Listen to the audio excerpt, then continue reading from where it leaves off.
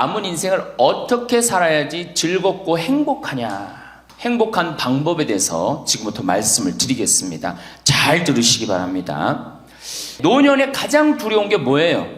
내가 쓰러질까봐, 내가 누워서 이 자리 이렇게 그냥 보존하고 그냥 누울까봐가 가장 두렵다는 거예요. 그런데 우리나라는 아직 그런 통계가 잘 안 나왔지만은 미국은 96%가 건강하게 산대요. 마지막 죽기 전 6개월, 1년 요 정도 고생을 하고 대부분이 96%가 건강하게 산다는 거예요. 그러니까 우리 할머니들이 제일 신경 써야 되는 게 이제 뭐야? 건강이야. 그러니까 첫 번째 운동해라. 우리 할머니들 수영장 다니세요. 수영장. 그 할머니들 그 안양에 그 시립 수영장 있죠? 네. 거기 가면 할머니들은 또 깎아줘요. 그래서 어떤 시립 수영장 27,000원 한 달에, 안양은 내가 보기엔 한 33,000원에서 한 3만 원? 그래, 맞아. 3만 원밖에 안 해. 수영장 한 달 내내 다니는 게 3만 원이면 생각해봐. 이게 많은 돈이에요, 적은 돈이에요? 어떤 할머니한테 많고 어떤 할머니한테 적은 돈이죠. 그런데 쉬운 방법이 있어요. 오늘 집에 가서 어떻게? 은행에 들르라니까. 네, 오늘 은행에 들러갖고 어떻게? 바로 집을 잡히는 거예요. 그래갖고 한 달에 100만 원씩 받는 영모기지론 하면은 한 달에 3만 원. 적은 돈이에요, 많은 돈이에요? 적은 돈이에요. 그러면은 아마 일주일에 3번 가는 걸로 내가 알고 있어요. 일주일에 3번 가면은 가서 수영하라는 게 아니에요, 할머니들. 어떻게? 수영장에서 걸어갔다가 걸어오기만 해도 이게 절대 들어눕지 않는다는 거예요. 근육이 얼마나 이게 풀어지는 운동인지 몰라요. 그래서 수영하라는 거예요. 또 좋은 건 뭐야? 춤추라는 거, 춤추라는 거예요. 춤. 어저께 시부님하고 얘기를 하다 보니까 이제 점점 이 어르신 성경대학을 많은 프로그램을 하겠다고 그러시더라고요. 그래, 춤추는 거 좋은 거예요. 나이 먹어서 춤추는 거 굉장히 좋은 거예요. 그 다음에 그것도 안 되면 스트레칭. 그 현영의 S라인 그 테이프 하나 사다가 똑같이 해라는 게 아니에요. 비슷하게만 해도 몸이 굉장히 좋다는 거예요. 문제는 안 움직이는 게 문제예요. 안 움직이는 게. 그러고 난 다음에 걷기 운동. 묵주 하나 들고 거기 안양천 내려가고 어떻게? 잘 꾸며놨잖아요, 이제는. 안양천 왔다 갔다만 해도 그게 건강에 좋은 거예요. 괜히. 3단 받쳐요? 그래. 그러면은 한 3번 왔다 가고 9단 해갖고 마지막 집 가는 길 1단 해갖고 10단 받치면 딱 좋은 거지. 보통 5단 받치는데 한 25분 정도 걸리잖아요. 그러니까 이게 걷는 운동이 굉장히 중요해요. 제가 우리 할머니들을 위해 강의를 하기 위해서 읽은 책인데 여기에 아주 재미난 글이 나와요. 잘 들어보세요. 91살인, 자, 여기 91살 손 들어보세요. 없죠? 90살 넘은 분들? 91살인 에드워드의 예를 들어보자. 에드워드는 86살 때까지 평생 동안 하루도 운동을 한 적이 없다는 거예요. 86까지. 운동 안 하는 사람들 많죠? 우리 할머니들도 운동 전혀 안 하는 분들 있죠? 그러니까 86까지 평생 운동을 한 번도 한 적이 없대. 그 무렵 그는 노인을 위한 히브루 재활 센터를 방문하게 되었는데 마침 자신의 여가 시간을 채우기 위해서 무언가 할 일이 필요한 참이었다. 그는 건강한 삶이라는 노인을 위한 웨이트 트레이닝을 중심의 운동 프로그램을 등록하게 됐다. 웨이트 트레이닝이 뭐냐면은 역기 들고 이러는 거. 그런 거예요. 할머니 예도 나와요. 할머니 예도. 86살 먹은 할머니 예도 나오는데 어쨌든 비록 그는 말초신경 장애로 인해서 다리 감각을 많이 상실한 심각한 상태였어. 99이면 생각해봐. 다리도 쩔뚝거리고 걷고 그렇겠죠? 그러니까 말초신경이 다 무너진 상태야. 일주일에 3번씩 다리 밀기 하는 거 있어요. 다리 밀기 하는 거, 무릎 뻗기, 다리 구부리기, 그 다음에 가슴 밀기, 이걸 기구 운동을 한 거야. 그러니까 그 웨이트 트레이닝을 한 거죠. 그는 다리 통증이 있어서 다리 밀기 기구는 한 번에 한 다리씩만 했어. 2다리를 못하고 한 다리씩만 했어. 남들이 보면 바보 같았겠죠. 그는 몇 살이든지 더 강해지고 더 좋아질 수 있어요. 운동을 시작하면서 기분이 좋아졌고 강해졌어요 라고 이야기합니다. 일단 시작하면 활력으로 가득 차게 될 것입니다. 웨이트 트레이닝으로 걷는 게 많이 나아졌고 기분도 더 좋아지고 잠도 더 잘 자고 식사도 더 잘하게 되었습니다. 운동을 시작하고 인생이 달라졌다는 거예요. 91살에. 생각해봐. 91살이면 뭐 기다리는 때야? 이제 관에 들어갈 것만 기다리는 때라고 생각하잖아요. 그렇지 않다는 거예요. 죽을 때까지 사람 몸은 단련하면 건강해진다는 거예요. 이 할아버지 얘기 보세요. 그는 노인치고 너무 넓어진 가슴 덕분에 최근 한 행사를 위해서 새로 옷을 구입해야만 했다. 무슨 얘기냐? 웨이트 트레이닝을 하니까 91살에 어떻게 됐어? 가슴이 넓어져 갖고 기본에 입던 양복을 못 입고 새로 샀다는 거야. 91살에. 그러니까 나이 먹어갖고 제일 중요한 게 뭐야? 운동이야. 그러니까 할머니들 어떻게 오늘부터 운동을 하세요. 헬스장에 등록도 하고. 86살 먹은, 여기 이 책에 보면 86살 먹은 할머니가 헬스장에 등록을 해갖고 헬스를 하는데요. 인생이 완전히 달라진다는 거예요. 춤도 추고. 그러니까 우리 할머니들 어떻게? 수영장, 춤, 스트레칭, 걷기. 돈 없으면 걷기. 돈 없으면 걷기. 돈 좀 있으면 수영장. 집 하나 잡히면은 헬스장 등록할 수 있는 거예요. 그래서 건강처럼 우리 인생에 좋은 게 없어요.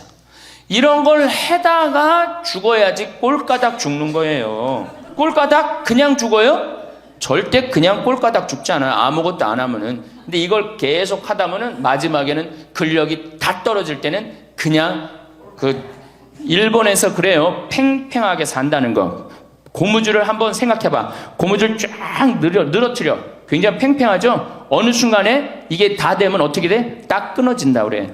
그래서 일본에는 고무줄처럼 팽팽하게 살다가 죽을 땐 탁 끊어져서 죽듯이 그렇게 죽지 않은 운동이 있어요. 일본도. 그러니까 나는 우리나라는 무슨 운동? 꼴까닥 운동. 예. 꼴까닥 운동을 난 하고 싶어요.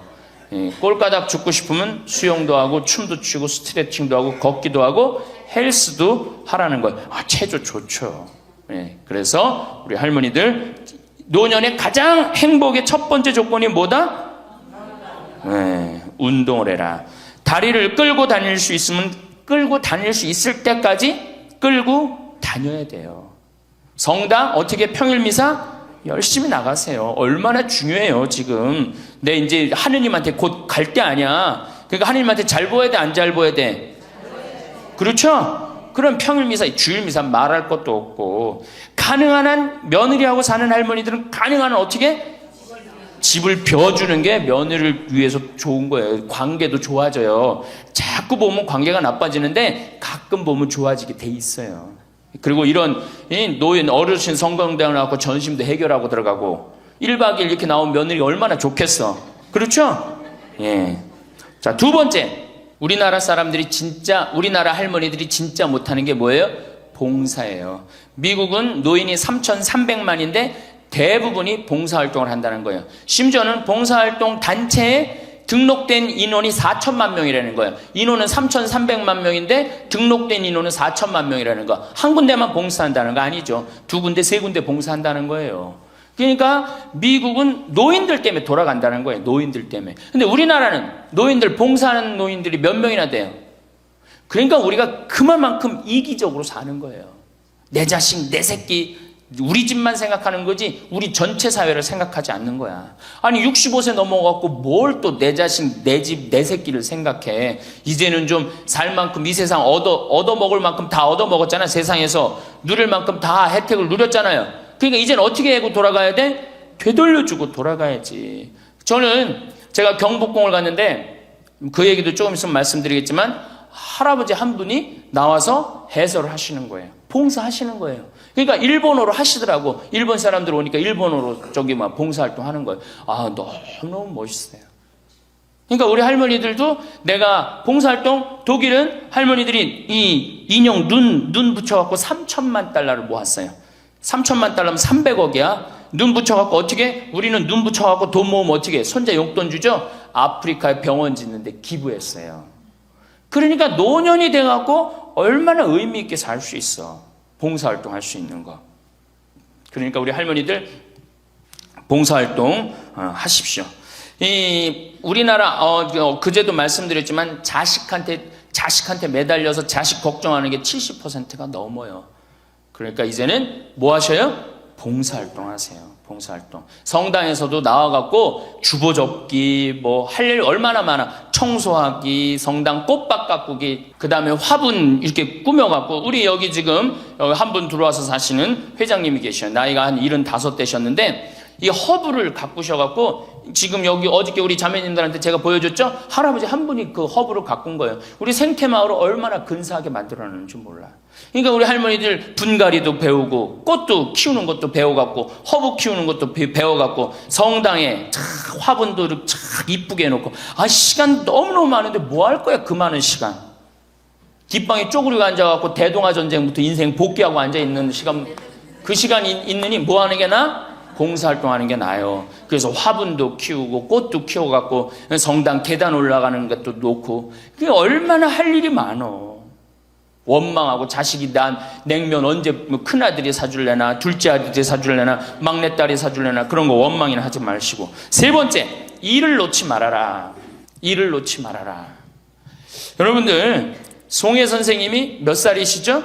81살이에요. 81살인데 얼마나 멋있어요. 정말로 전국을 들었다 놨다 하잖아요. 그것도 주일날 12시에. 난 늙었으니까 난 이제 뭐 그만한다. 섹스피어의 그 리어 왕 얘기 보면 딸들한테 왕위를 내줘버려요. 그래갖고 어떻게 돼? 완전히 그냥 뭐 인생 쪼그라지는 거예요. 이제는 젊은 사람들한테 자리를 내준다, 그런 생각할 필요 없어요. 뭐 자리를 내주긴 내줘. 나이를 먹으면 나이를 먹는 만큼의 일이 있는 거예요. 이번에 94살 먹은 구당 선생님이 추석 때 여러분들 침하고 뜸하고 강의하는 거 보셨죠? 얼마나 멋있어요. 난 늙었으니까 이제 안 한다. 나이를 먹으면 먹을수록 경험이 쌓이는 거예요. 그걸 왜 포기를 합니까? 저는 그 일본의 할아버지들 보면은 95, 96 된 할아버지들도 회사 출근하고 일 다 운영해요. 우리나라가 뭐 너무너무 좋은 거, 젊은 거, 새로운 거 해갖고 오래된 거를 중히 여기지 않는데, 할머니, 할아버지들이 사실은 삶의 경험이 훨씬 많은 거예요. 그 일을 놓으면 그게 다 없어지는 거예요. 그 구당 선생님이 하신 얘기가 있어요. 예전에는 혼자 알고 죽었다는 거예요. 혼자. 그래서 그게 한 사람한테만 전해져갖고 비법이라는 거, 비법. 근데 의술이라는 게 비법이 어디냐는 거야. 모든 사람이 다 알고 다 나아지는 게 좋은 거지. 너무 멋있는 생각 같아요. 그러니까 이제까지 살아온 경험을 어떻게 나눠주는 게 그래서 학교를 다녀야 돼. 그런 걸 체계화하기 위해서 60부터 63살까지 4년 동안 학교 다녀야지 노인 자격증을 줘야 돼. 그냥 나이 먹는다고 나이 먹는 게 아니에요. 제대로 먹어야지, 제대로.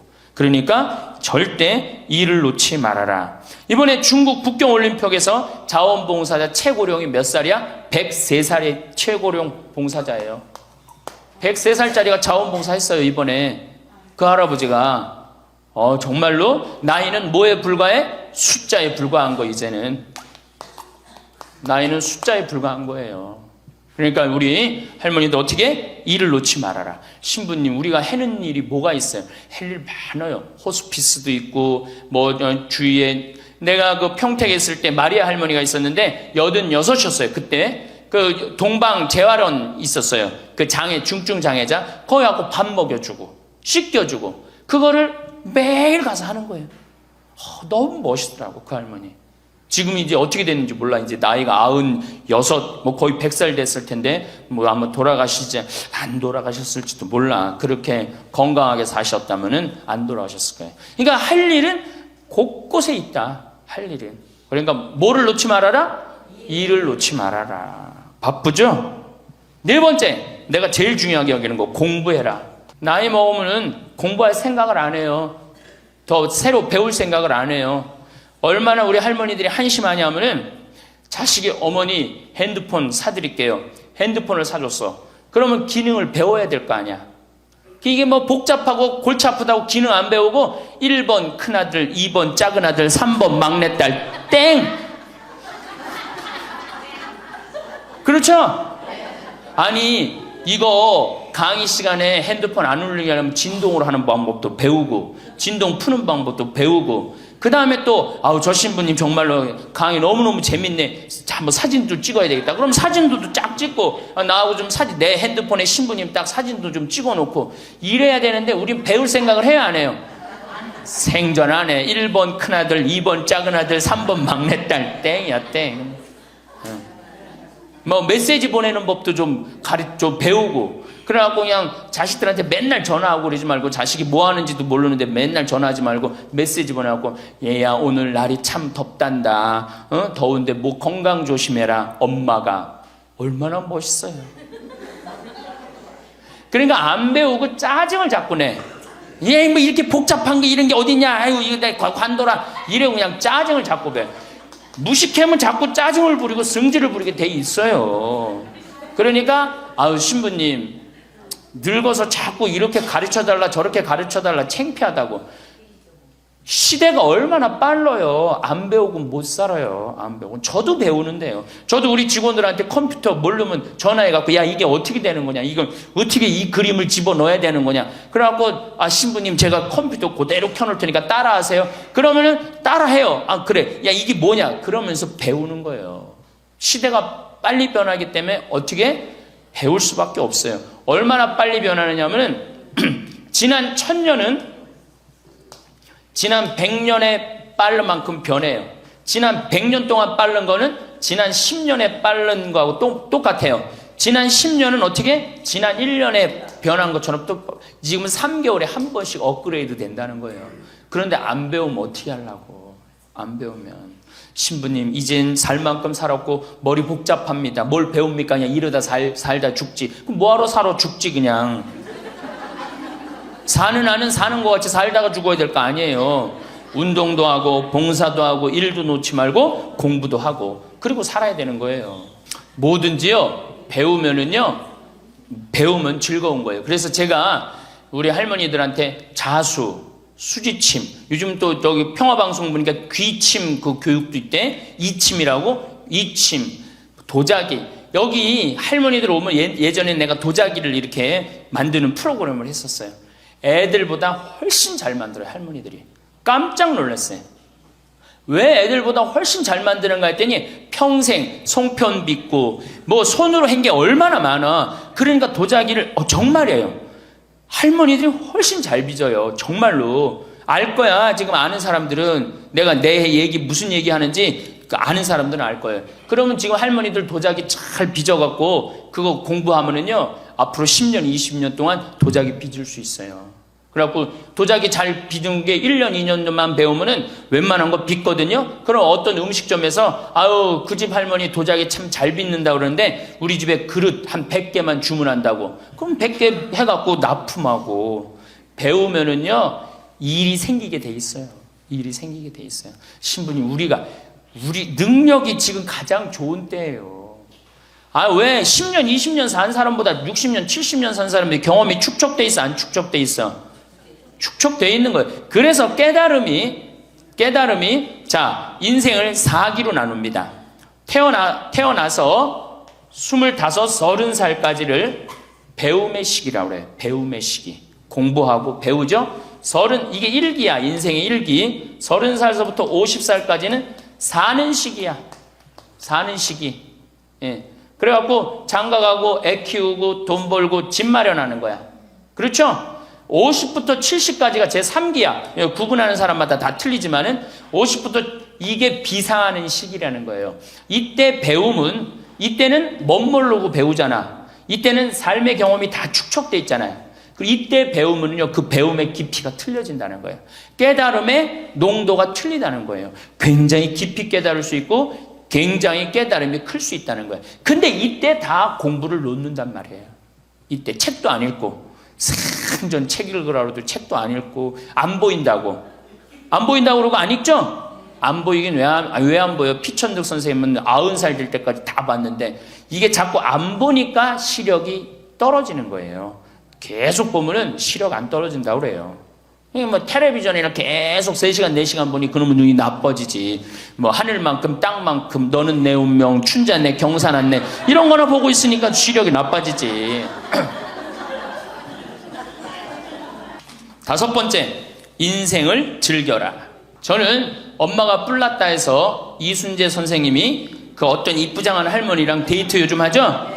그런데 둘째 아들이라는 의사라는 아들놈이 나타나갖고 아버지의 그거를 아주 못을 받고 나갑니다. 그놈 이 세상에 나쁜 놈 중에 제일 나쁜 놈 중에 하나예요. 왜? 아버지는 감정이 필요 없다 이거야. 그래 나이를 먹을수록 감정이 더 애틋합니다. 나 강의 끝나고 나 끌어안는 할머니들 많아요. 막 끌어안고 젊은 30대 40대 아줌마들은 강의 듣고도 나 안 끌어안죠. 근데 60대 70대는 할머니 끌어안는단 말이에요. 누구 감정이 애틋한 거예요? 할머니 감정이 더 애틋한 거예요. 아니 나이를 먹어갖고 사랑하는 사람 만나갖고 기대고, 아까 어제 계속 제가 말씀드렸잖아요. 나이를 먹으면 유대관계가 아주 중요한 거예요. 남편이 없다, 친구가 없다, 너무너무 외로운 거야.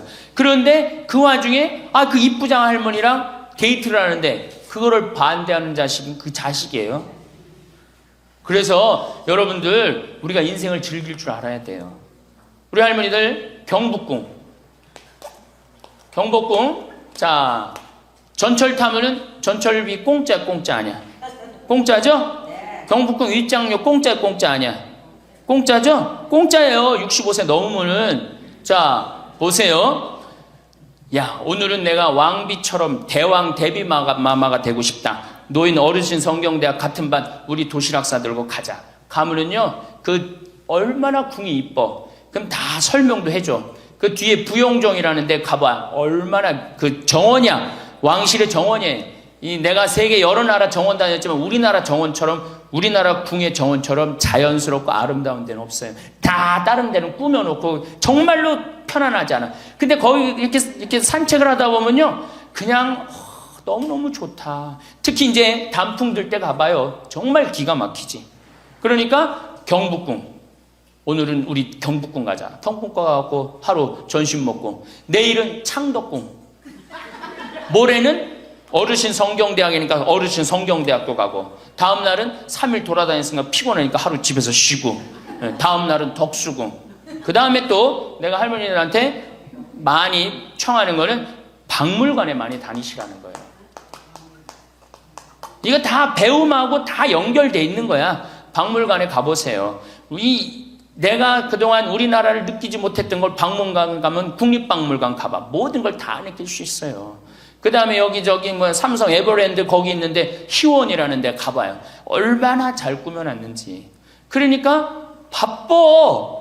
경복궁 다녀야지, 박물관 다녀야지, 헬스 다녀야지, 수영 다녀야 되지. 어때요? 싸울 시간이 어디 있어 며느리하고. 없어요. 집안에 신부님 이거 하려면 돈 많이 들 텐데 돈 거의 안 들어요. 또 돈 든다 하더라도 어떻게 하면 돼? 오늘 집에 가갖고 잡히면 돼.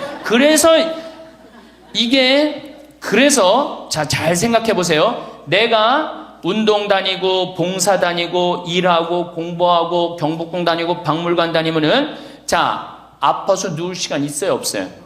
없어요. 아파서 누울 시간 없어요. 그리고 자식하고 부닥칠 시간 있어요 없어요? 없어요. 원망할 시간 있어요 없어요? 내가 바빠 죽겠는데 누구 지금 원망해. 내가 지금 바쁜데. 그래서 누가 필요한 거야? 남편이 필요한 거야. 같이 다닐 남편. 만약에 남편이 다니기 싫다 그럼 친구가 아주 중요한 거예요. 같이 다닐 수 있는. 그래서 자식보다 손자보다 더 중요한 건 누구야? 이렇게 얘기해도 집에 가면 또 자식 용돈 달래, 손자 용돈 달래 거기다 주지. 좋은 친구 이 라면 냉면 같이 안 사 먹어. 참 이 벽을 어떻게 깨야 되는지. 그래서 학교를 다녀야 돼. 4년제 학교를 졸업해야지. 자격증을 주고 안 다니면 못 살게 해줘야 돼. 여섯 번째, 감사하라. 우리 신앙인 중에 내가 천주교 교우들 중에 정말 못하는 게 감사해요. 우리 할머니들 우리 집에 암 환자들이 많이 와 있어요. 암 환자들이. 어제도 암 환자 몇 분이 미사 참여를 했어요. 잘 못 느꼈겠지만은. 그런데 저기 순천, 전주에서 오신 분들, 순천에서 아주 증세가 안 좋은 자매가 하나 왔어요. 아주 얼굴이 새카매, 간이 안 좋아갖고. 얼굴이 새카매. 남편도 나한테 와갖고 신부님 소식을 들었는데 여기 오면 좋다고 그래서 왔다. 신부님만이 우리를 살려준다. 내가 무슨 재주가 있어서 살려줘? 나는 살려줄 능력 없어요. 그런데 왔는데 그 자매를 봤는데 우는 거예요. 너무 아프니까 계속 우는 거예요. 그런데 내 강의를 몇 번 들어보고 주위에 암 환자들 보니까 암 환자들이 깔깔깔깔 웃는 거야. 그러니까 나한테 그 얘기를 해요. 로엘라 자매님, 신부님 너무 이상하다고. 저 암에 걸렸는데 왜 웃느냐고. 저 자매들은 난 아파 죽겠는데 난 밥도 못 먹고 토하고 그러는데. 그래서 내 강의에 중요한 게 뭐야? 기뻐하라, 감사하라야. 자매님 지금 살아있는 것 자체만 해도 지금 은총이다. 죽으면 하나님한테 가는 것도 은총이고, 내가 울면서 하루를 지내느냐 웃으면서 하루를 지내느냐 굉장한 차이가 있다. 얼마나 자매님 이렇게 암이 걸렸어도 이렇게 경치 좋은 데서 와서 해주는 밥 먹고 사는 사람이 몇 명이나 되느냐. 그것도 남편 시중 극진하게 남편이 모시더라고요. 이렇게 남편 시중 극진하게 들고. 이게 지금 감사할 일이 지금 울 일이냐. 자매가 한 일주일 지나더니 신부님 밥을 먹을 만하다는 거예요. 밥을. 그리고 이제 한 2주일 있다가 항암 치료를 하러 갔어요. 그 병원에서 유명하대. 항암 치료하면 토하고 울고 토하고 우는 거. 그래서 의사 선생님들이 지나가면서 본대요. 일주일이 있는데 그 자매가 왔어요. 자매가 와갖고 나한테 이제 한 1시간 동안 얘기를 했어요. 신부님, 내가 이번에 기적을 체험했다는 거예요. 그럼 무슨 기적을 체험했냐니까, 내가 여기 이 평창의 생태마을에 오기 전까지는 감사라는 걸 몰랐대요. 근데 가만히 생각해보니까 이 좋은 남편의 좋은 가정에 얼마나, 지금까지 살아 50이 넘었으니까 지금 살아온 것이 얼마나 감사한지 몰랐대. 그렇게 감사를 하고 웃기 시작하니까 몸이 덜 아프더래요. 그래갖고 병원에 갔는데 첫날 항암을 했는데, 항암을 하면 그렇게 토했대. 너무 아파갖고. 근데 첫날 항암을 했는데 안 토하더래요. 아프지도 않더래요. 그래서 참 신기했대요. 그 의사 선생님들 보고 맨날 나 죽으면 어떻게 하냐고 울었는데 의사 선생님들 보고 빵긋빵긋 웃었대, 본인이. 그러니까 그냥 의사 선생님도 이상하다고, 저 맨날 울던 저 자매가 저렇게 웃느냐고. 이틀째 항암을 했는데 그때도 안 토하더래. 안 아프더래. 6일 동안 항암을 했는데 안 토하고 안 아프더래요. 그래갖고 항암하고 난 다음에 하루를 병원에서 쉬어야 되는데 바로 평창에 온 거야. 여기가 좋다고. 왜? 사람이요, 감사하고 기쁘다 보면요 아픈 것도 없어지는 거예요. 짜증 부리고 신경질 부리면 병이 나한테 들어오거든요. 근데 내가 막 웃고 기쁘면요 병이 나가게 돼 있어요. 그래갖고 이제 우리 자매가 여기 있다가, 내가 여기 여름에는 사람이 너무 많이 오니까 좀 가 있으라고. 근데 얼마 전에 그 형제가 전화했어요. 신부님, 저 순천에 사는 누구입니다. 요즘 어떻게 됐느냐 그랬더니, 우리 마누라가요 얼마 전에 병원에 갔는데 암이 다 없어졌어요. 기적이지, 기적. 감사하냐 감사하지 않느냐에 따라서 건강도 결정되는 거야. 건강도. 그러니까 우리 할머니들 감사하세요. 그리고 여기 할머니들은 감사 안 할 수가 있는 할머니들이야. 지금 2달으로 평창까지 올 정도면 감사해 안 감사해? 본당 신부 잘 만나갖고 뭐 돈도 많이 대줬다며, 얘기 들어보니까. 돈도 많이 대주고 얼마나 좋아. 그리고 생각해봐. 어제 점심 저녁 오늘 아침 저녁 해주는 밥 먹었잖아. 그렇죠?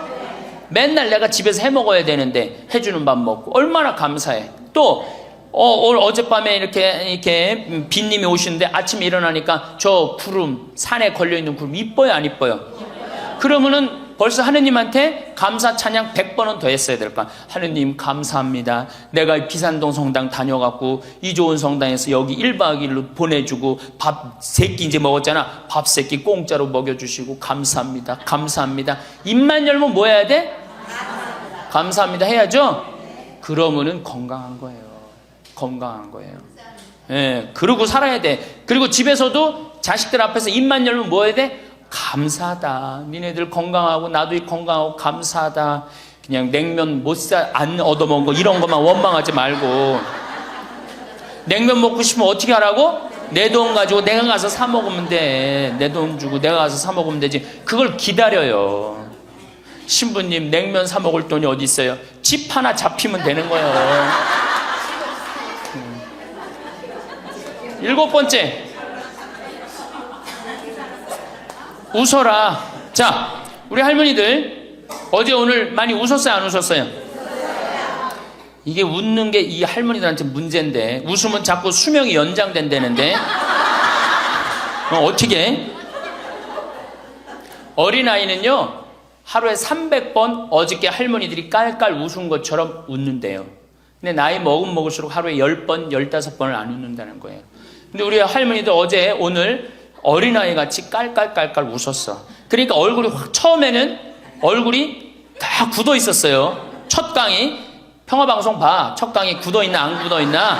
네, 첫 강의 보세요. 그런데 지금 4번째 강의인데 얼굴이 확 폈어. 웃으니까 얼마나 좋아. 이 분위기가 확 꽃이 피잖아. 웃으면서 살아야 돼요. 특히 우리 할머니들은 안 웃으면은 정말로 무서워 보여요. 생각을 해봐. 머리는 하얗지, 얼굴은 쭈글쭈글하지. 어?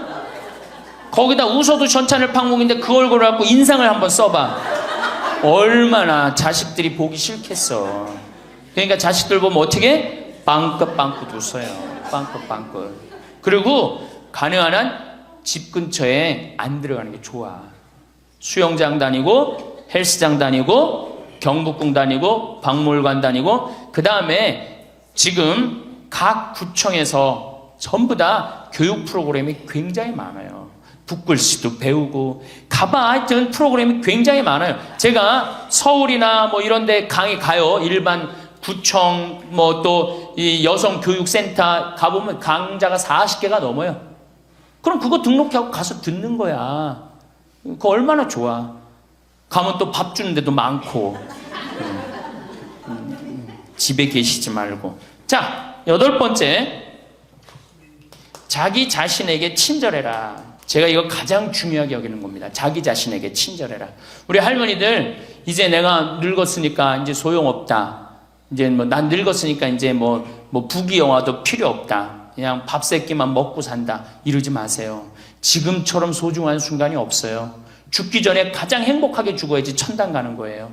자, 아들이 어머니 제가 갈비 사드리니까 갈비 먹으러 갑시다. 그러면은 할머니들이 얘야 경제도 어려운데 갈비는 무슨 갈비냐, 그냥 집에서 김치찌개나 먹자. 이 할머니 바보 멍텅구리 할머니예요. 아들이 갈비 사준다면 어떻게 해야 돼? 방에 들어가고 바로 빨간 거 입술에 바르고 가방 들고 따라 나가야 돼요. 에? 그리고 체하 갖고 집에 들어와서 약을 먹는 한이 있더라도 아들한테 뭐라고 그래야 돼? 내가 아들 잘 만나갖고 호강한다. 고맙다. 고맙다. 어디 갔어? 고맙다. 응? 감사하다. 정말로 내가 너 때문에 호강한다. 나같이 이렇게 호강하는 노인네가 우리 동네는 없다. 이렇게 얘기하면은 다음에 아들이 어떻게 또 사드리고 싶어요. 그런데 만약에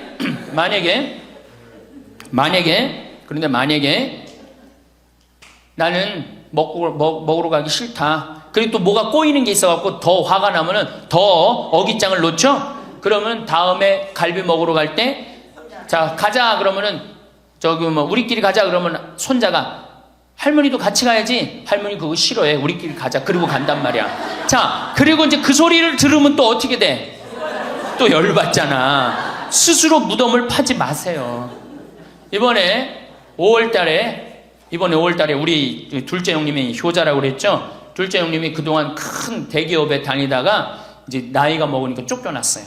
쫓겨났는데 둘째 아들이 어머니 아버지 그동안 제가 회사 다니냐고 어머니 아버지 한 번도 모시고 제대로 여행도 못했으니까 쫓겨나자마자 처음 한 게 뭐야? 어머니 아버지 모시고 전국 여행 간 거예요. 전국 여행. 어머니가 전화를 했어요. 아들이 이렇게 여기 전국 여행 다닌다고 뭐 일주일을 벼두라고 그랬다고. 그래서 내가 어머니한테 얘기했어요. 어머니 분명히 아들이 호텔이나 좋은 데 예약했을 텐데 하룻밤 뭐 20만 원 30만 원 자는데 여기서 자지 말고 여관에서 자자. 제발 그러지 말라고.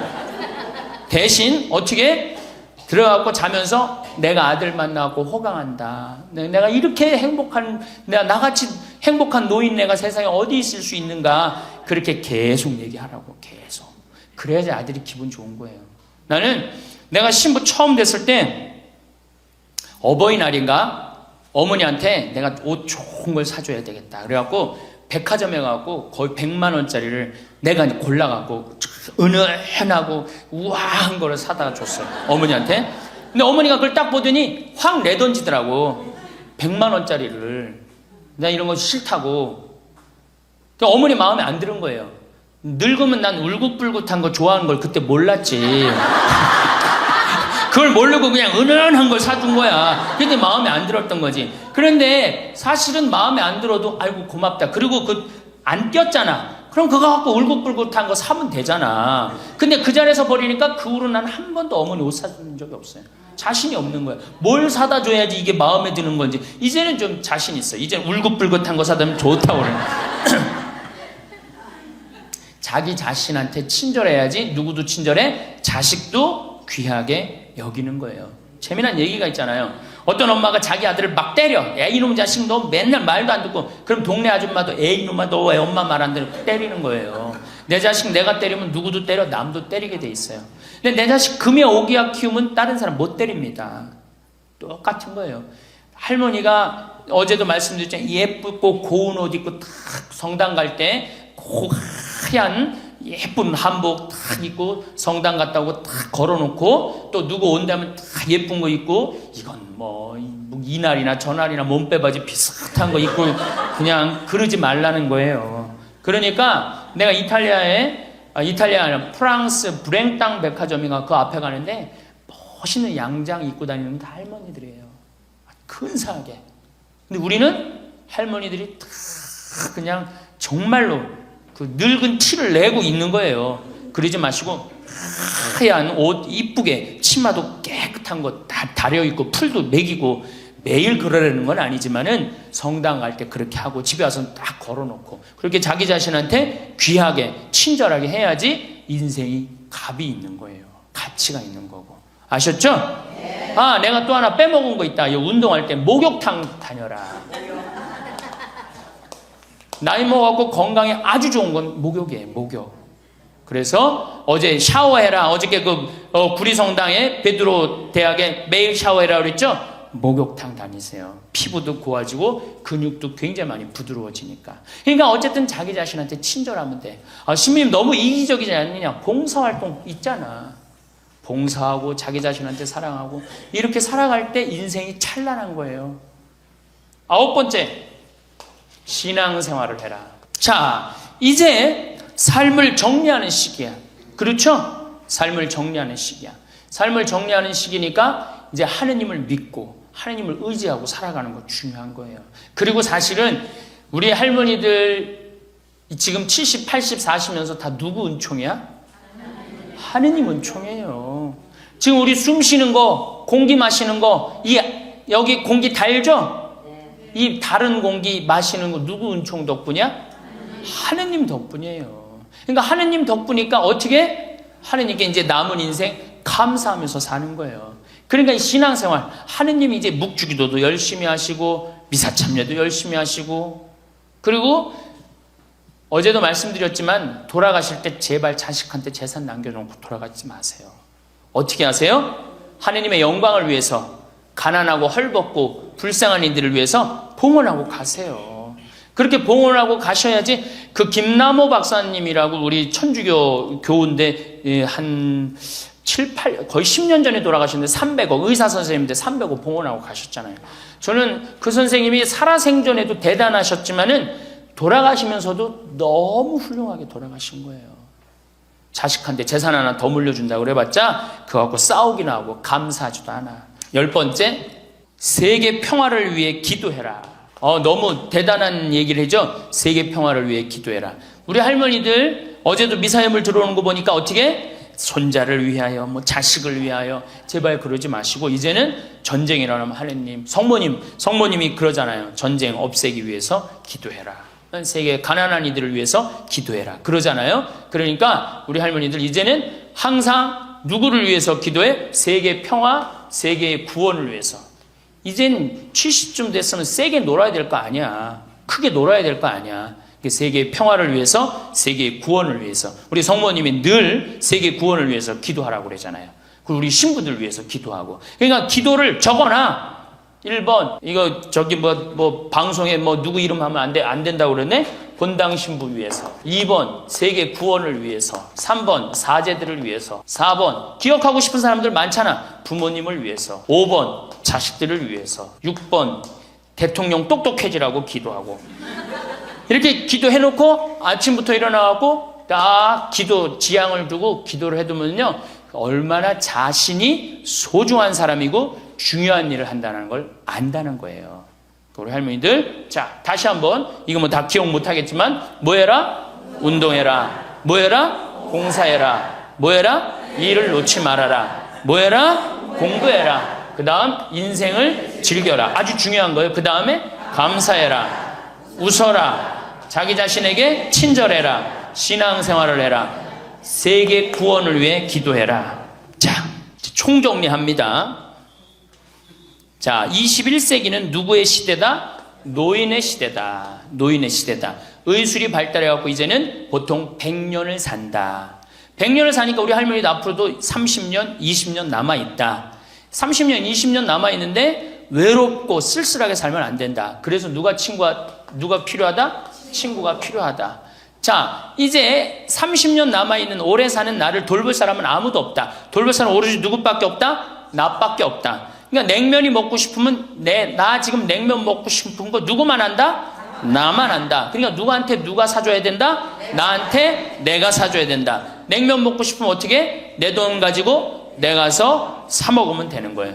그래갖고 돈 있는 대로 다 쓰다가 죽을 땐 통장에 얼마만 남겨놓고 죽어라? 500만 원만 남겨놓고 죽어라. 그리고 돈을 쓰면 돌아다니게 돼 있고 움직이게 돼 있어요. 그렇죠? 그리고 죽을 땐 어떻게 죽어라? 꼴까닥 죽어라. 이것만 외우면은 할머니들 외롭지 않게 사실 거예요. 그러니까 어르신 성경대학 끝까지 다니시고 늘 즐겁게 사시고, 그리고 자식이 없다 이렇게 생각을 하셔야지 며느리가 스트레스 안 받는 거예요. 며느리 이거 챙겨나고 저거 챙겨나고 뭐 섭섭하고 뭐 기억하고 이거 있으면 며느리 못 살아요. 우리 어머니 바빠갖고 며느리가 있는지도 없는지도 모르고 살아. 그럼 며느리가 얼마나 엄마가 좋겠어, 시어머니가. 안 그래요? 그냥 며느리 아들만 그냥 평생 쳐다보고 살고 있어. 그냥 눈 그냥 아들 지나가면 아들 이렇게 그냥 며느리 지나가나 보다 이러고. 그러면 얼마나 불편하겠어요. 우리 어머니가 그래요. 우리 어머니 구경하기가 힘들어요. 바빠서. 나보다 훨씬 바빠요. 나보다. 세상에 나보다 바쁘니 얼마나 바쁜 거야. 아버님도 아침에 딱 나가고 동네 노인정 다니시고, 지금 이제 소백산 송이 따러 가시고, 그렇게 살아야지 스트레스를 안 받는 거예요. 그래서 여러분들, 교황님이 뭐라 그러셔? 돌아가시면서 나는 행복했습니다. 여러분들도 행복하십시오. 자, 끝으로 은총. 저는 내가 비산동에 있을 때도 그래서 내가 이렇게 미사를 봉헌하다 보면 어떤 자매가 앉아있으면 기분이 너무 좋아. 미사 봉헌할 때. 그 자매 은총 가득한 자매예요. 또 내가 이렇게 집 질 때, 능평성당에서 집 질 때 어떤 형제가 나타나면은 집 짓는 일이 빨리빨리 진행이 돼요. 그 형제 무슨 형제야? 은총 가득한 형제. 남에게 기쁨을 주는 사람이 은총 가득한 사람이에요. 그러니까 우리 할머니들은 은총 가득하고 행복한 삶을 사시기를 바라겠습니다. 이 인생을 살다 보면 어느 순간 문득 뒤를 돌아보게 되는 때가 있습니다. 지나온 길을 천천히 되짚어보며 그동안 쌓아온 모든 것들을 하나씩 떠올려보는 것이지요. 어린 시절의 꿈과 희망, 청춘의 열정과 도전, 중년의 책임과 헌신까지 그 모든 순간들이 마치 한 편의 긴 이야기처럼 펼쳐집니다. 그런데 여기서 중요한 것은 이 이야기가 끝난 것이 아니라는 점입니다. 오히려 지금이야말로 가장 흥미진진한 새로운 장이 시작되는 때일 수 있습니다. 많은 분들이 인생의 후반부를 맞이하면서 마치 내리막길에 접어든 것처럼 생각하곤 합니다. 젊은 시절의 활력이 예전만 못하고 사회에서의 역할도 점차 줄어들며 앞으로 할 수 있는 일들도 제한적일 것이라고 여기는 것이지요. 하지만 이런 생각은 사실 우리가 만들어낸 편견에 불과합니다. 진정한 인생의 가치는 나이로 결정되는 것이 아니라 우리가 어떤 마음가짐으로 살아가느냐에 달려있기 때문입니다. 생각해보면 지금까지 살아오면서 우리는 정말 많은 것들을 배우고 경험했습니다. 수많은 시행착오를 통해 얻은 지혜, 어려운 시절을 견뎌내며 키운 인내력, 사람들과의 관계에서 터득한 따뜻함과 배려심까지, 이 모든 것들은 돈으로도 살 수 없고 하루아침에 얻을 수도 없는 소중한 보물들입니다. 마치 긴 여행을 통해 모은 귀중한 기념품들처럼 우리 마음 속 깊은 곳에 차곡차곡 쌓여 있는 것이지요. 이제는 바로 이 보물들을 꺼내어 활용할 때입니다. 젊은 시절에는 앞만 보고 달려가느라 이처 깨닫지 못했던 삶의 진정한 맛을 음미할 수 있는 여유가 생겼습니다. 성공과 성취에만 매달려 놓쳤던 소중한 순간들을 되찾을 수 있는 기회도 주어졌고요. 무엇보다 자신만을 위해 살던 삶에서 벗어나 더 넓은 세상을 바라볼 수 있는 시야도 갖게 되었습니다. 어떤 이들은 이미 할 만큼 했으니 이제는 쉬어야 할 때라고 말합니다. 물론 그동안의 노고를 생각하면 충분히 쉴 자격이 있다고 할 수 있겠지요. 하지만 진정한 휴식이란 단순히 아무것도 하지 않는 것이 아닙니다. 오히려 자신이 정말 하고 싶었던 일, 의미 있다고 생각하는 일을 마음에 부담 없이 할 수 있을 때 우리는 진짜 쉬고 있는 것입니다. 예를 들어 평생 남을 위해 헌신해온 분이라면 이제는 자신만의 시간을 가지며 그동안 미뤄두었던 취미나 관심사를 탐구해 볼 수 있습니다. 반대로 자신의 일에만 몰두해왔던 분이라면 이제는 다른 사람들과 더 깊이 소통하고 나눔의 기쁨을 경험해 볼 수 있는 것이지요. 이처럼 인생의 후반부는 균형을 맞춰가는 시간이 될 수 있습니다. 무엇보다 중요한 것은 수동적인 자세에서 벗어나는 것입니다. 나이가 들었으니 이제는 가만히 있어야 한다는 생각, 젊은 사람들에게 자리를 내줘야 한다는 생각에서 벗어나야 합니다. 물론 겸손한 마음은 필요하지만 그것이 소극적인 삶으로 이어져서는 안 됩니다. 우리에게는 여전히 할 수 있는 일들이 무궁무진하게 많이 있습니다. 길거리를 걸어가다 보면 종종 정말 멋진 분들을 만나게 됩니다. 흰 머리에도 불구하고 당당하게 자신의 길을 걷는 분들, 새로운 것을 배우는데 주저함이 없는 분들, 젊은 사람들과도 자연스럽게 어울리며 대화하는 분들 말입니다. 이런 분들을 보면 나이는 정말 숫자에 불과하다는 생각이 듭니다. 중요한 것은 마음의 나이이지 몸의 나이가 아닌 것이지요. 실제로 최근 들어 많은 분들이 인생의 후반부를 제2의 인생으로 받아들이고 있습니다. 은퇴 후에 새로운 공부를 시작하거나 평생 꿈꿔왔던 일에 도전하거나 봉사활동을 통해 사회에 기여하는 등 다양한 방식으로 활기찬 삶을 살아가고 있습니다. 이분들의 공통점은 나이를 핑계로 포기하지 않는다는 것입니다. 오히려 지금까지의 경험을 바탕으로 더욱 지혜롭고 의미 있는 선택을 하고 있는 것이지요. 그렇다면 우리는 어떤 마음가짐으로 이 새로운 출발점에 서야 할까요? 먼저 자신에 대한 믿음을 가져야 합니다.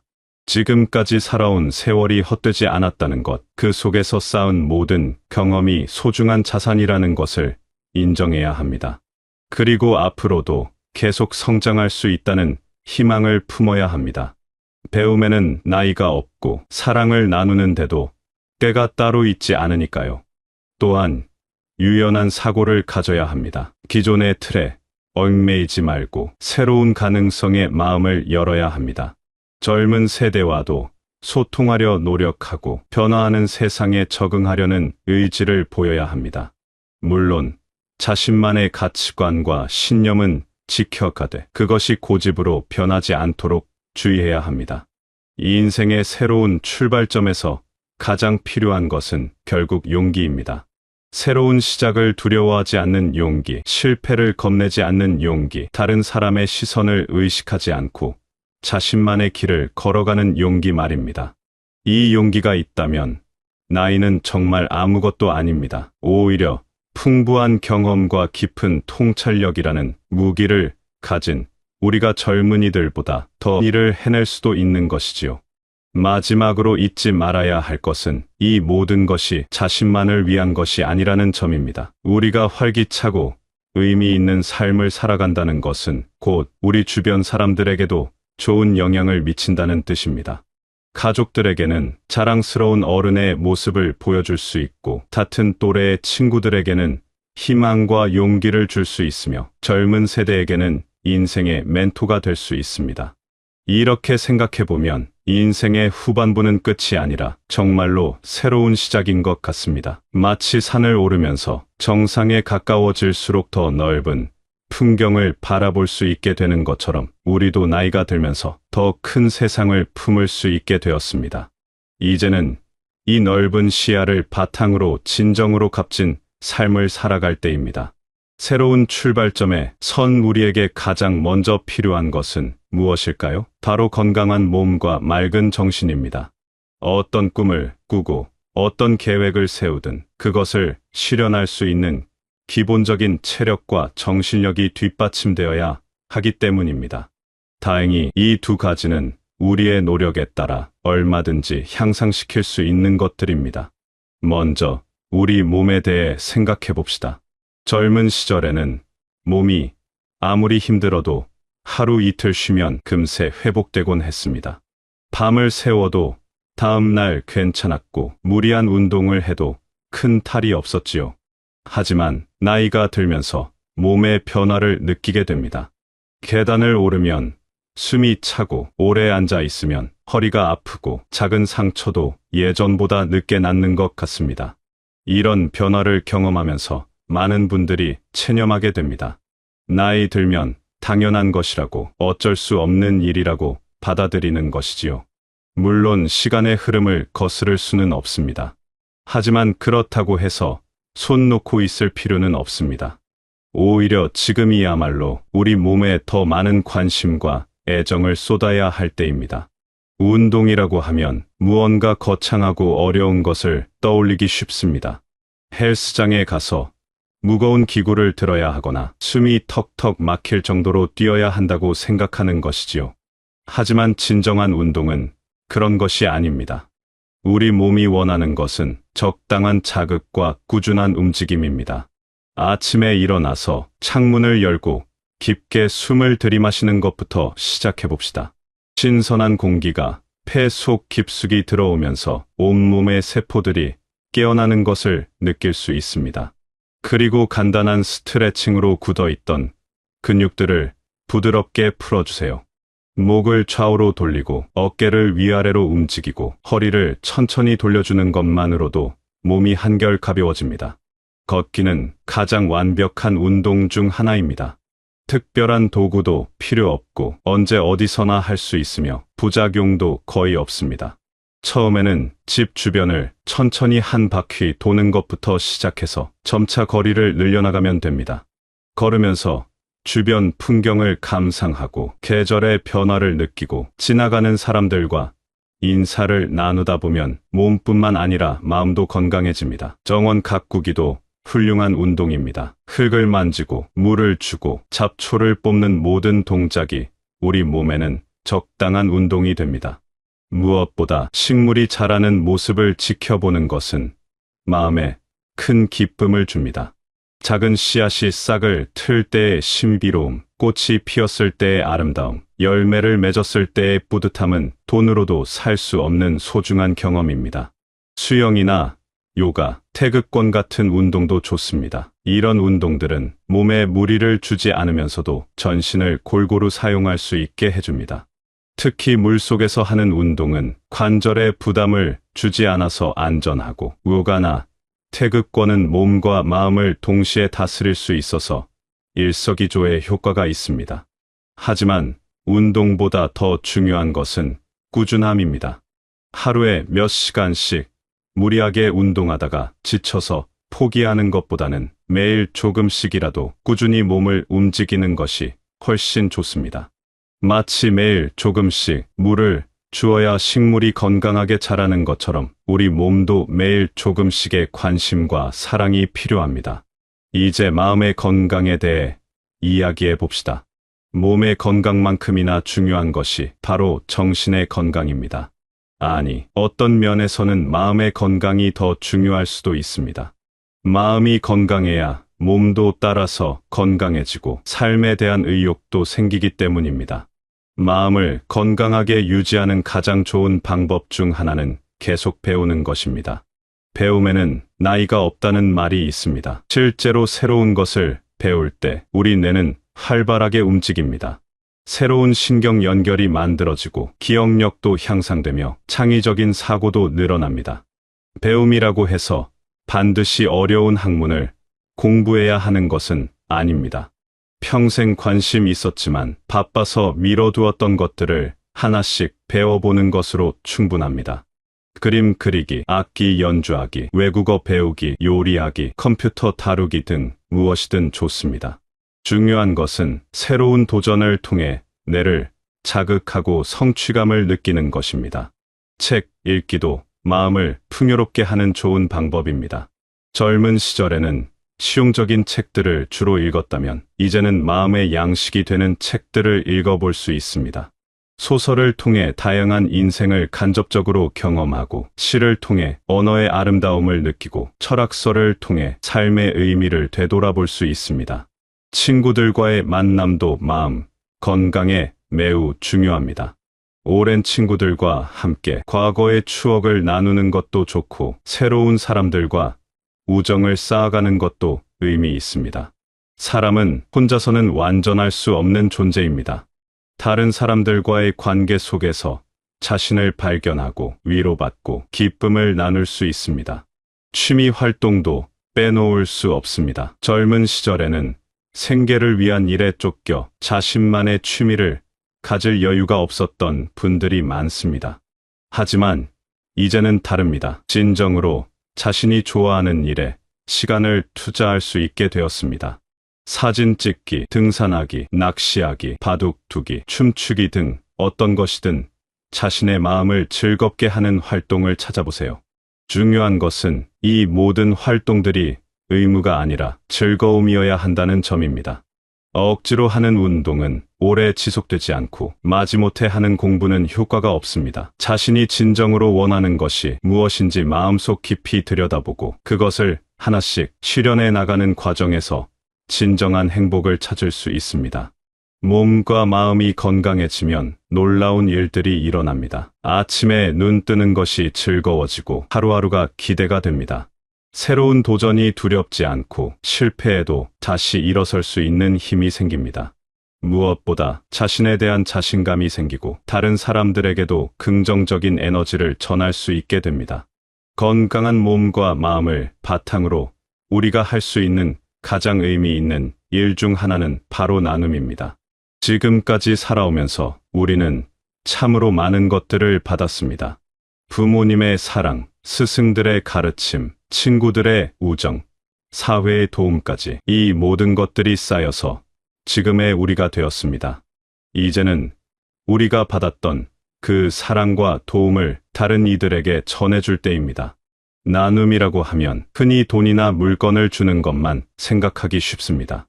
물론 그런 나눔도 소중하고 필요합니다. 하지만 우리가 줄 수 있는 가장 귀한 선물은 따로 있습니다. 바로 우리의 시간과 경험, 그리고 따뜻한 마음입니다. 이것들은 돈으로 살 수 없는 것들이면서 동시에 우리 모두가 가지고 있는 보물들입니다. 먼저 시간에 대해 생각해 봅시다. 젊은 시절에는 시간이 늘 부족했습니다. 일에 쫓기고 가정에 얽매이고 여러 가지 의무들로 바쁜 나날을 보냈지요. 하지만 이제는 다릅니다. 비교적 여유로운 시간을 가질 수 있게 되었습니다. 이 시간을 어떻게 사용하느냐에 따라 우리 삶의 가치가 달라집니다. 봉사활동은 시간을 의미 있게 사용하는 좋은 방법입니다. 복지관에서 어르신들과 이야기를 나누거나 도서관에서 아이들에게 책을 읽어주거나 병원에서 환자들을 돌보는 일 등 우리가 할 수 있는 봉사는 정말 많습니다. 이런 활동들을 통해 우리는 다른 사람들에게 도움을 줄 뿐만 아니라 우리 자신도 큰 보람과 기쁨을 얻게 됩니다. 특히 아이들과 함께하는 시간은 특별한 의미가 있습니다. 손자, 손녀들과 함께 놀아주는 것도 좋고 지역 아동센터에서 아이들을 돌보는 것도 의미 있습니다. 아이들의 순수한 웃음소리를 듣고 있으면 마음이 저절로 밝아집니다. 그리고 우리의 따뜻한 관심이 아이들에게는 평생 잊지 못할 소중한 추억이 됩니다. 우리의 경험도 나눌 수 있는 귀한 자산입니다. 살아오면서 겪었던 크고 작은 일들, 실패와 성공의 경험들, 인생의 깨달음들이 모두 값진 교훈이 될 수 있습니다. 젊은 세대들에게는 이런 경험담이 큰 도움이 됩니다. 이 인생의 선배로서 조언을 해주고 격려를 해주고 때로는 따끔한 충고도 해줄 수 있습니다. 요즘은 멘토링이라는 말을 많이 사용합니다. 경험이 풍부한 사람이 경험이 부족한 사람을 도와주는 것을 말합니다. 우리는 모두 훌륭한 멘토가 될 수 있습니다. 직장에서의 경험을 바탕으로 취업을 준비하는 젊은이들을 도와줄 수도 있고, 육아의 경험을 바탕으로 초보 부모들에게 조언을 해줄 수도 있습니다. 요리, 바느질, 목공 등의 기술을 가르쳐 줄 수도 있고요. 지역사회에서의 활동도 중요합니다. 우리가 살고 있는 동네를 더 아름답고 살기 좋은 곳으로 만드는 일에 참여할 수 있습니다. 환경 정화 활동, 교통질서 캠페인, 이웃 돕기 운동 등 작은 일부터 시작해서 점차 큰 일까지 해나갈 수 있습니다. 혼자서는 작은 힘이지만 여러 사람이 모이면 큰 변화를 만들어낼 수 있습니다. 문화 활동을 통한 기여도 가능합니다. 예를 들어 합창단에 참여해서 아름다운 노래로 사람들에게 감동을 주거나 연극 동아리에서 활동하며 웃음과 재미를 선사할 수 있습니다. 글쓰기를 좋아한다면 지역 소식지에 칼럼을 쓰거나 자서전을 써서 후손들에게 가족의 역사를 전해줄 수도 있습니다. 기술을 배워서 나누는 것도 좋은 방법입니다. 컴퓨터나 스마트폰 사용법을 배워서 같은 또래의 친구들에게 가르쳐주면 큰 도움이 됩니다. 요즘은 모든 것이 디지털화되어 있어서 기술에 익숙하지 않으면 불편한 점이 많은데 서로 도우면서 배워나갈 수 있습니다. 무엇보다 중요한 것은 나눔의 마음가짐입니다. 억지로 하는 봉사는 오래 지속되지 않습니다. 진심으로 다른 사람을 도우려는 마음, 사회에 기여하려는 마음이 있어야 합니다. 그리고 나눔은 일방적인 것이 아닙니다. 우리가 누군가를 도와주면서 동시에 우리도 많은 것을 배우고 얻게 됩니다. 예를 들어 아이들을 가르치면서 우리는 순수함과 호기심을 다시 배우게 됩니다. 어려운 이웃을 도우면서 감사하는 마음을 되찾게 됩니다. 환경보호 활동을 하면서 자연의 소중함을 깨닫게 됩니다. 이처럼 나눔은 주는 사람과 받는 사람 모두에게 유익한 일입니다. 또한 나눔을 통해 우리는 새로운 관계를 만들어갑니다. 봉사활동을 하다 보면 비슷한 마음을 가진 사람들을 만나게 됩니다. 나이도, 배경도, 직업도 다르지만 남을 위해 시간을 내는 따뜻한 마음을 가진 사람들입니다. 이런 사람들과의 만남은 우리 삶을 더욱 풍요롭게 만들어줍니다. 나눔의 기쁨은 특별합니다. 물건을 사서 얻는 기쁨과는 차원이 다릅니다. 누군가의 얼굴에 피어오르는 미소를 볼 때, 우리의 도움으로 누군가의 문제가 해결될 때, 우리가 전한 따뜻한 말 한마디로 누군가의 마음이 위로받을 때 느끼는 그 기쁨은 말로 표현하기 어렵습니다.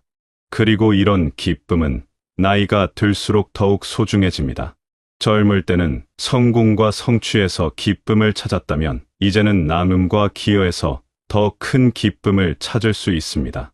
자신을 위한 삶에서 남을 위한 삶으로, 받는 삶에서 주는 삶으로 변화해가는 것입니다. 물론 나눔이 반드시 거창한 것일 필요는 없습니다. 길에서 마주친 이웃에게 먼저 인사하는 것, 버스에서 자리를 양보하는 것, 어려움에 처한 사람에게 따뜻한 말 한마디 건네는 것도 모두 소중한 나눔입니다. 작은 친절이 모여서 세상을 따뜻하게 만들어갑니다. 나눔을 실천하다 보면 우리 자신도 변화합니다. 더 겸손해지고 더 감사하게 되고 더 행복해집니다. 그리고 무엇보다 삶에 대한 확실한 의미를 찾게 됩니다. 내가 이 세상에 존재하는 이유, 내가 할 수 있는 일의 가치를 깨닫게 되는 것입니다. 나눔의 기쁨을 알게 되면서 우리는 자연스럽게 감사하는 마음을 갖게 됩니다. 젊은 시절에는 늘 부족한 것, 갖지 못한 것에 초점을 맞추며 살았습니다. 더 많은 돈, 더 높은 지위, 더 큰 성공을 원했고 그것들을 얻지 못하면 불만스러워했지요. 하지만 이제는 다릅니다. 지금까지 살아오면서 얻은 모든 것들이 얼마나 소중한지 깨닫게 됩니다. 건강하게 아침을 맞이할 수 있다는 것, 사랑하는 가족들과 함께 식사할 수 있다는 것, 친구들과 이야기를 나눌 수 있다는 것, 이 모든 것들이 당연한 게 아니라는 걸 알게 됩니다. 매일 아침 눈을 뜰 수 있는 것만으로도 감사한 일이고 따뜻한 햇살을 느낄 수 있는 것도 축복입니다. 이런 작은 것들에서 행복을 찾을 수 있게 되면 삶은 훨씬 풍요로워집니다. 여유로운 마음가짐도 이 시기에 큰 선물입니다. 젊을 때는 모든 일을 서둘러야 했습니다. 남들보다 빨리, 남들보다 먼저 성과를 내야 한다는 압박감에 시달렸지요. 하지만 이제는 천천히 음미하며 살 수 있습니다. 아침, 커피 한 잔을 마시면서 창밖 풍경을 바라보는 여유, 좋아하는 음악을 들으며 책을 읽는 평온함, 이런 소소한 일상의 아름다움을 발견할 수 있게 됩니다. 특히 웃음의 힘을 다시 발견하게 됩니다. 나이가 들수록 웃음이 줄어든다고 생각하기 쉽지만 사실은 그 반대입니다. 이 인생의 희로애락을 모두 겪어본 우리는 오히려 더 깊고 진정한 웃음을 웃을 수 있습니다. 젊을 때의 웃음이 자극적이고 일시적이었다면 이제의 웃음은 따뜻하고 지속적입니다. 손자, 손녀들과 함께 시간을 보내다 보면 자연스럽게 웃음이 터져 나옵니다. 아이들의 순수한 질문들, 엉뚱한 행동들을 보면서 잊고 있던 동심을 되찾게 됩니다. 그리고 그 웃음은 전염되어 온 가족을 행복하게 만듭니다. 웃음은 최고의 명약이라는 말이 있습니다.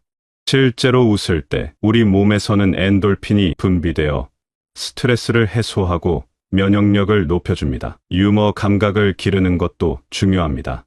어려운 상황에서도 긍정적인 면을 찾아 웃어넘길 수 있는 능력은 나이가 들수록 더욱 값집니다. 물론 모든 것을 웃음으로 넘길 수는 없지만 작은 실수나 불편함 정도는 유머로 승화시킬 수 있습니다. 이런 마음가짐은 주변 사람들에게도 좋은 영향을 미칩니다. 계절의 변화를 천천히 즐기는 것도 여유로운 삶의 일부입니다. 봄에는 새싹이 돋는 것을 지켜보고, 여름에는 무성한 녹음을 감상하고, 가을에는 단풍의 아름다움에 감탄하고, 겨울에는 설경의 고요함을 느낍니다. 바쁜 일상에 쫓겨 놓쳤던 자연의 아름다움을 이제야 제대로 볼 수 있게 된 것입니다. 이 인생의 가을과 겨울이 봄과 여름 못지않게 아름답듯이 우리의 인생도 나이가 들수록 더욱 깊고 향기로운 의미를 갖게 됩니다. 지금 이 순간의 소중함을 느끼시고 앞으로 펼쳐질 아름다운 날들을 기대하며 건강하고 행복한 하루하루를 보내시길 바라겠습니다.